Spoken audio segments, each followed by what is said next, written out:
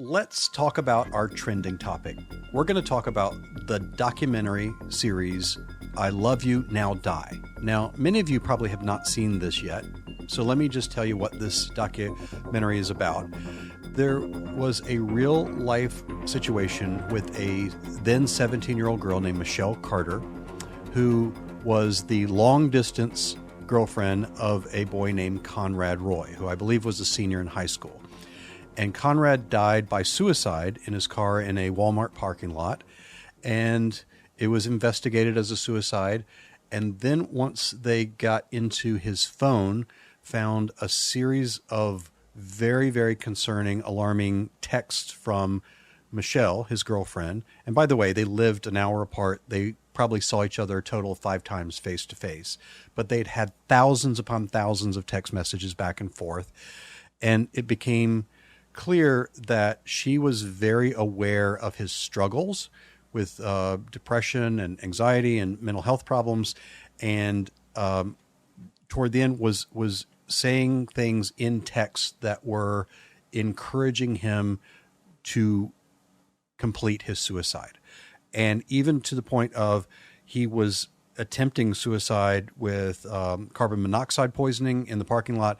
He got out of the truck and she told him to get back into the truck. So there was the huge story. First, it was about, how could someone do this and be this callous, and her portrayed as this sort of witchy woman. But then also it became, as the trial progressed, kind of clear that the law did not necessarily speak to this in a very direct way. So there were legal issues. We're going to try and steer clear most of the legal issues because we're not lawyers, but we do want to talk about the psychological parts of it. We want to talk about teen suicide. We want to talk about the nature of this kind of relationship. We want to talk about what the deal was with this young woman, Michelle. So first, let me go around and get your general take on this documentary series, what you thought about it, how you reacted to it. We'll start with Emma Kate. I liked it because it really did show a different lens and angle than what was portrayed in the media about this case. Because I remember when this came out and this was happening, I thought it was just horrible. And honestly, the texts are really disturbing, if we're being frank. But I think it does bring out a really nice conversation and dialogue about the importance of communicating your thoughts and your feelings to somebody that is in a position to help you that you can truly trust. I think that is something that's really critical that comes from this. And then I also feel strongly that I did get a different picture of her as a more holistic human. She had all these mental health issues. She had a history of an eating disorder. She was cutting, wildly insecure, and lacked significant social connectedness. And we know social connectedness is so important for overall well-being and satisfaction. So I really enjoyed seeing kind of the conflict from that media piece. But then I also enjoyed the fact that they were kind of showing some of the legal kind of nuanced issues as well. Jonathan. I was captivated. In some ways, it's a frustrating watch because I left, or I finished it, frustrated by the lack of either perspective or voice for Michelle Carter and her family that are not really represented. So a lot of commentary and insight is secondhand on her side. And in fairness, they made a point of saying we reached out many times, and they didn't respond. They did. The director, Erin Lee Carr, she can only do and make a documentary on what she's provided. And I think she does a fair job of trying to not insert a very clear point of view or opinion in this regard. I kind of walked away feeling both sad and angry. Clearly, there's a lot of people involved in this that were in a lot of tremendous pain and suffering from a mental health standpoint. It also showed both sides were capable of some incredibly ugly and disturbing behaviors and thought processes. And so, it just, I left just more torn up and conflicted than really having any clear idea about how I feel about what's happened. and maybe that's frustrating on my part, is like, I'd love to have greater insight and clarity. I didn't get it, but I'm glad I watched it, and it helped me flesh this out in a more human way versus just the sensationalist headlines or Nancy Grace clips. Right. What were you not clear Yeah. about at the end of it? Like where were you still feeling like there was a lack of clarity? Well, for me, it's really what we're not talking about and what I'm not competent to discuss on. It's this blurry area between immoral and criminal, and there is no precedent. And because there is no precedent, and because there was an element of her own mental stability and well-being, but also there's clearly some disturbing, abrasive communication, at least text-wise, and supposedly there was a conversation that we don't get to hear, that I'm so conflicted on where I see her culpability, or what level of role she played in him taking his own life. And I really am. I'm conflicted. You get me. I could easily be swayed on either side, and then an hour later, someone else could point one more thing, and I'd be like, yeah, I mean, it's just so. And they portrayed that. I'm undecided. They portrayed that really well, where they would show interviews with just the man on the street, and one person would have one point of view and the other person another, including like one husband and wife is like, I'm here and she's here with that. So yeah, that part. Imicate, any thoughts about that part of the clarity? Yeah, I think in some ways I felt the same kind of ambivalence, not knowing where I sat on it. Hearing, and I actually looked up all the text, and I think her significant mental health issues were absolutely a factor. But the thing that I can't get past was she was just consistently urging him to follow through with his plans to kill himself, and even, guiding him on what to do. And that was really hard to hear, and I could 100% see his family's perspective on that. But again, it's kind of funny we're referencing the piece we're not talking about, because it is really unprecedented that this girl was charged with manslaughter for something where she didn't have, she didn't have the tools or provide the tools. Technically, it was more or less like her words were viewed as the weapon. And I think it is an interesting conversation, given that there's a lot of concerns about free speech in our country right now in general. And there were some parallels, too, to the debate on essentially assisted suicide for people that are terminally ill. And her lawyer argued that that was essentially related to this, where she, if he was terminally ill, would it be the same conversation? Probably not. But so it's really, I don't know. I'm like Jonathan. I'll go back and forth, but sometimes I'm like, she should be held accountable in some capacity. Well, I feel a little more clear about it than maybe you two do, and that's different because often I'm the one that's sort of like this, but this, and I tend to kind of sit in the middle of things. And I feel like, and again, I'm not speaking to it from a legal standpoint, because honestly, I found the judge's finding to be really odd. Like some of the logic in that, I found some of that. It was like he wanted to make this thing, so he's reasoning this thing all the way through, and then at the end, his logic, and I'm not going to give too much away, just seems to kind of fall apart a bit on it. But that being said, I think she's fully culpable. And I'm not saying that from a legal standpoint, but just fully culpable.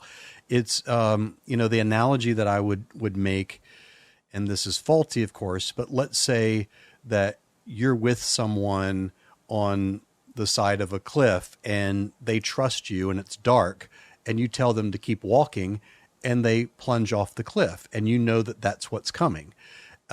Those are your words that did that. They had the choice not to walk, but they were in a trusting relationship with you. And so that's what this was. I mean, he loved this girl. She said that she loved him. They have this trusting relationship, and she tipped the balance of this toward him killing himself. I'm not saying that he didn't have serious mental health problems. I'm not saying that he might not have made a suicide plan later, but what happened in that moment was clearly she's culpable in my view of that. The other piece, I know we're not supposed to diagnose people from afar, and I'm not really doing that, but I'm saying one thing that never got said in this, and by the way, I also felt, I found the psychiatrist for the defense to be ludicrous. It was strange. Just ludicrous. Yeah. I just thought it was, I mean, I know that he's he's got a job to do and he's representing that side of things, but it was just ludicrous. Seemed like a really nice guy who was saying really dumb stuff. But it feels like, when you take eating disorder, cutting, depression, social rejection, exclusion, identity vacillations, all that. I mean, this sounds like borderline personality disorder, a go-go, Ding, ding, ding. right? And that's was never put on the table. And I'm surprised that it wasn't even said as a consideration. And someone who's borderline it means they're on the border. Well, the term is kind of antiquated, but basically what the idea is that it's someone that has big fluctuations in identity, behavior, mood, and they're kind of unstable in the way that their personality is put together. But that person is fully aware of what they're doing. They're fully capable of making morally good or bad decisions. And it just feels like, for me, I just landed on the side of she's culpable for this. I don't have the legal background to say that she should have been found guilty or not found guilty, because it did feel like there was not a law that really spoke to it in the way that they needed. It seemed like the judge was trying really hard to make this thing fit. But I feel like from her standpoint, she's culpable. Yeah, I think that's a fair assessment because, again, just throughout the piece, there was no legislation. I think Massachusetts was discussed as being one of only 7 states that doesn't have any laws about somebody, contributing or not preventing a suicide. And so there just wasn't a precedent set, and this set kind of a dangerous one in certain regards, or at least that was one angle that was discussed. Well, and I think the psychiatrist and even the title is sort of a playful riff on the old borderline adage, right. I hate you, don't leave me, right? I love you, now die. And I do think that the documentary, even if this is not what it set out to do, kind of highlighted how there was so much mental health and family components that failed these kids, that really, or failed to address some of the fundamental problems that we're watching a documentary and we come up with all of these observations that we just don't know how much of that was ever explored. And right. And his whole position, the psychiatrist, not to give too much away because I want people to watch it, was that she was on an antidepressant that was essentially toxic or poisoning her, and that was the reason. Well, that's junk science. I mean, that's just ludicrous, and it denies all the other stuff that's more obvious and salient. It just does. And that's just gonna ramp up further stigma and irrational fears about antidepressants and people getting pharmacological help for mental illness. But and I do think one of the things I found really captivating, and I knew a little bit about this through the headlines, was the whole Glee component in terms of And to me, that's, I think, a larger conversation apart from the Michelle Carter, Conrad Roy case is, have we moved into an era with social media and celebrity status of what is kind of termed fetishizing suffering and finding that to be the platform for, positive reinforcement, validation, attention, community. And I worry about that because I'm a big believer in destigmatizing mental health and mental illness and people being able to talk about it openly. But there are some people that really, they make that their entire identity, and then you just have to perpetuate and reinforce that level of suffering for attention. And clearly this young lady, even when her friends or so-called friends or acquaintances are testifying, and it made it. I mean, this wasn't the documentarian. This was testimony. She's not a particularly likable person. Almost everybody acknowledged that she can be clingy and needy and overbearing. And I read in an interview where the director said, yeah, she's a very difficult person to like. Mm-hmm. And so, I mean, this idea of like I had to have suffering as an angle for people to like or sympathize or pity me because just some of those normal social skills were not doing it. She didn't know how to cultivate relationships. Yeah, and I think this is a classic pattern just from behavior in general, where even if we are wanting to get reinforced through attention and we're trying to do it in appropriate ways and we're not getting it, even if you get negative attention, it's still attention, and so it still kind of satiates some need, and I think that could have been a factor here. And that, again, goes to my borderline personality disorder angle. That seems like a very strong possibility. That's very much part of that. Even what you're referring to, the Glee angle, what she would do is watch episodes of Glee and also kind of tracking the life of Lea Michele and the life and death of Corey Monteith and their off-screen relationship, and quotes that Lea Michele would say in the show as in character or in real life about her loss of her the love of her life, she was sending to this guy. And that, again, is part of this kind of borderline personality organization of there's a kind of a lack of core identity. And so I'm taking on these alter identities to kind of, be who I am or what I'm about. And it's almost at the level of fantasy. It's not psychotic. It's not detached from reality, but it's almost that level. Well, let me ask you one more question about this. Let's say there is a teen that's in a relationship like this. I felt for the parents of this boy, because they got trashed in the public eye too, because of some of their family stuff, but they were really, they were just heartsick, obviously devastated by the loss. Is there anything that a family like that can do when you've got a kid, a loved one, a sibling, anyone that is contemplating suicide, or you're not sure if they're not being honest with you in their communication? Any thoughts about that? I mean, obviously, if you have concerns, some of the hallmarks are people talking about being a burden, giving away their things, openly saying they want to die or hurt themselves. And, I really think getting mental health services is a must to make sure a professional can help kind of investigate a potential risk for harm. Was there past suicide attempts? Are they using alcohol, substances, right? So, things that not kind of the average parent would know to be asking about or on the lookout for. So, I think getting them services, validating that what they're going through is tough, and just trying to do the best you can to support them. I think another big piece that I'm always pushing on parents is for them to get their own mental health care and support. Caring for a loved one with chronic depression, he was socially anxious, or there's always the threat of suicidality. Like, that just takes a mental, emotional, physical, relational toll. Yeah.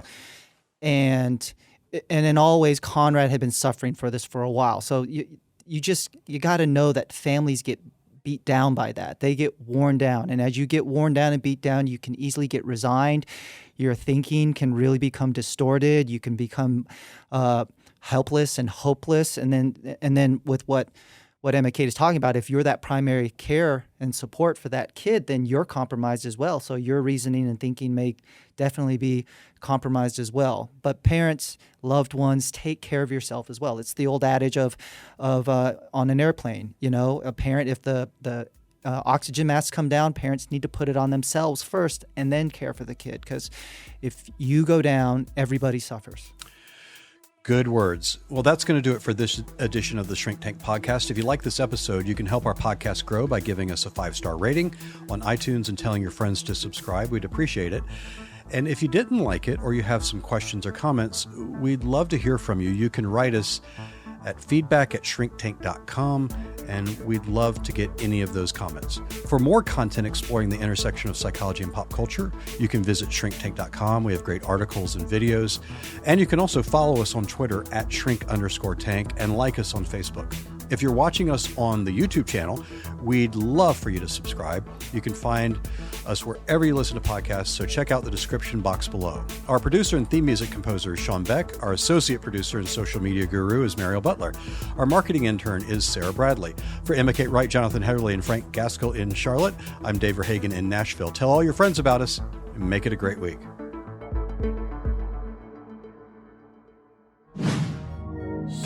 Shrinktank.com